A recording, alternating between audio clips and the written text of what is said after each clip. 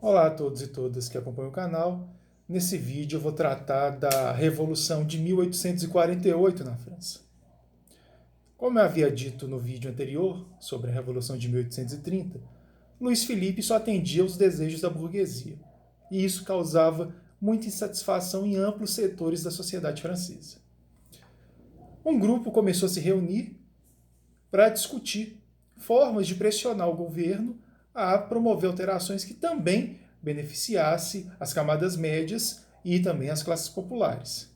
O voto censitário talvez fosse o principal dos objetivos desse grupo, que reunia republicanos, liberais e até socialistas.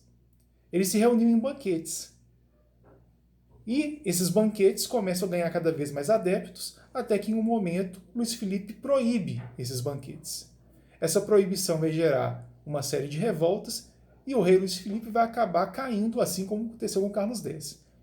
Luís Filipe foge para o Reino Unido e começa então um governo provisório até que fosse elaborada uma nova constituição na França.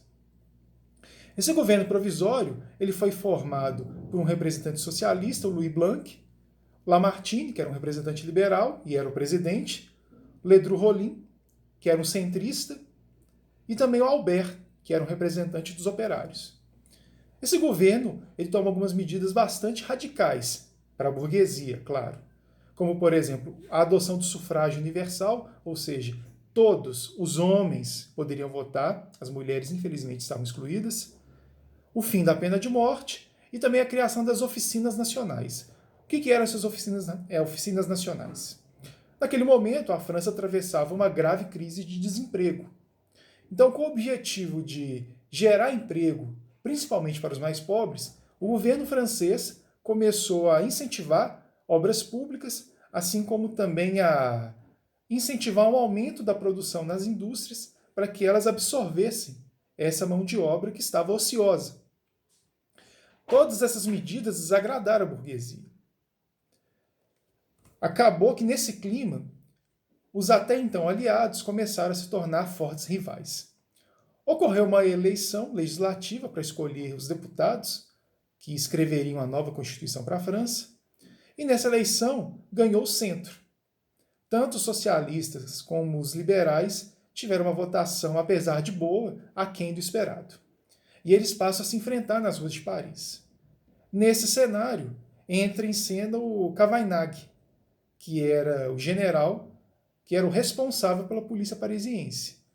Ele promove um massacre, mais de 3 mil manifestantes são mortos, além de outros 15 mil terem sido expulsos da França, mandados para colônias na África ou na América.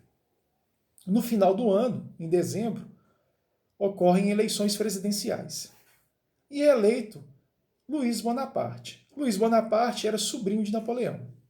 Então, o sobrenome dele, na verdade, o elegeu. Como Napoleão era uma figura muito admirada entre os franceses, o simples fato do Luís ser sobrinho de Napoleão valeu uma eleição para ele.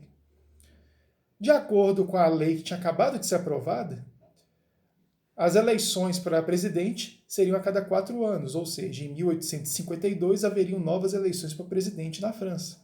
Só que um ano antes, em 1851, Napoleão Bonaparte deu um golpe de Estado e se autodeclarou imperador Napoleão III.